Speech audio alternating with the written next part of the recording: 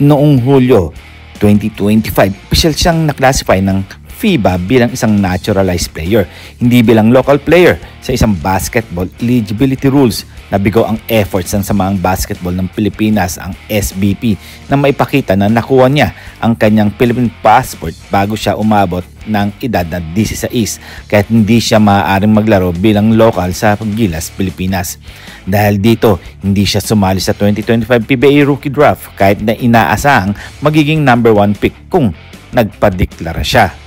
Ano ang susunod na karera niya sa susunod na laro? Sa kasalukuyan, naglaro siya para sa Macau Black Bears sa Asian Tournament Tat Shanxi at may lineup match-up laban sa Gilas, Pilipinas sa July 28 sa Smart Araneta Coliseum bilang prelude sa FIBA Asia Cup para sa Gilas. Pagkatapos neto nakausap na siya para magsimula ng kanyang professional career sa Europe. Bagaman walang opisyal na detalye kung saan liga o team, makakapaglaro pa ba siya para sa Gilas? Question mark pa mga pare ko. Hindi bilang local player dahil naka-naturalized player na ayon sa FIBA rules, pero may posibilidad siyang matawag bilang naturalized player sa Gilas na hinaharap kung kakailanganin ng SBP at ng head coach ng national team ang kanyang serbisyo. May pag-asa pa rin bagamat maliit ang kota ng naturalized player sa bawat roster. Burnout. Wala namang ulat na nag-burnout si QMB. Ang desisyon niyang hindi pumasok sa PBA draft ay dahil sa eligibility issue at may atraksyon sa European opportunities, hindi dahil sa problema sa kalusugan o pagganap. Saan siya mapupunta kung sasakali? Sa PBA draft or EuroLeague? Well, question mark. Hindi na rin siya papasok sa PBA draft para sa 2025 rookie draft dahil sa FIBA ruling at sa kanyang planong pro path sa labas ng Pilipinas. Malamang ay hindi papasok sa European League bagaman hindi inilabas kung anong bansa at koponan iyon. Sa ngayon bahagi na siya ng Macau Black Bears at pagkatapos ng friendly laban sisimula ng konkretong European negotiations. Well, hanap-hanap lang tayo. Hinebra ang pag-usapan natin sino ang posibleng makuha nilang center sa next season. Sa kasalukuyan sa season 2024-25 nagkaroon ng mga pagbabago ng Barangay Hinebra.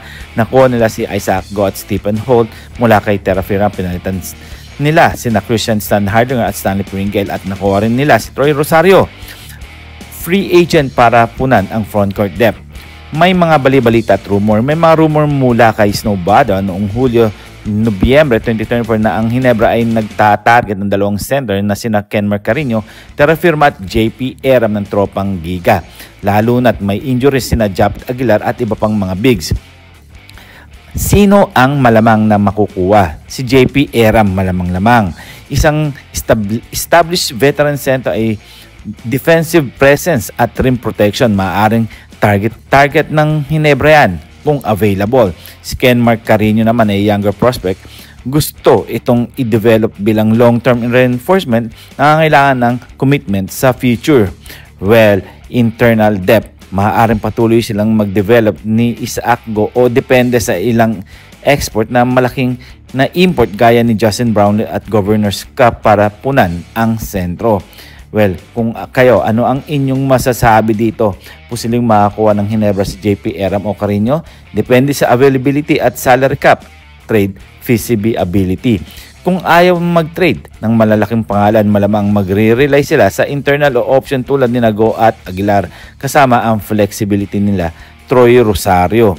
Ang konklusyon mga pare ko, si Quintin Millora Brown ay hindi napapasok sa local eligibility ni Gilas at hindi na dadalo sa PBA draft. Sa halip, itutuloy nila ang profesional na karera ng Europe matapos ang stint niya sa Macau Black Bears. May potensyal siyang matawag sa Gilas bilang naturalized player pero maliit ang posibilidad sa kasalukuyan.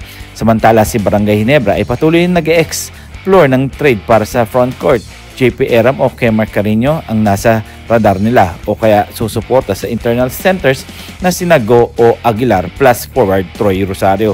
Kung gusto mo pang malaman, sumubaybay lang kayo dito sa aking channel na Tondo Boy Vlogs para syempre may paliwanag ko sa inyo kung sino-sino ang pwedeng makapasok for the next season. Hanggang dito na lang tayo at huwag natin kakalimutan mag-subscribe, mag-comment, like, and share. Then please click the bell para ma-receive ninyo lahat ng aking notifications. See you for my next video. See you for my next vlog. God bless.